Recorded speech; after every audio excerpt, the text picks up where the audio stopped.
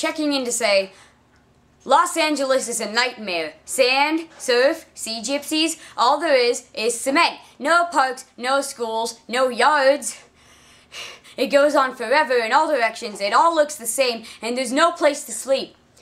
Right now I'm in the scungiest McDonald's I've ever seen. It's packed with criminals. Not just losers, criminals. A real smorgasbord of drug dealers and gangsters and probably serial killers. The ones that are freaking me out the worst are this Rastafarian dude 2 booths over, cloudy, bloodshot eyes, squeezing ketchup packs into his mouth and muttering something about the blood of Christ. This Cro-Magnon monster of a man who's done nothing but stare at me the whole time I've been here, and this group of guys wearing Vader's caps. They're amped on something, and I don't think it's coffee. I'm also pretty sure one of them's got a gun. So why don't I just leave?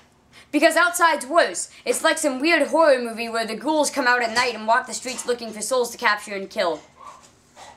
And I was being followed, too. Some creepy guys in an old clunker car. Every street I turned down, there they were again. I managed to ditch them for a little while, but they found me again. It freaked me out bad, so I ducked in here.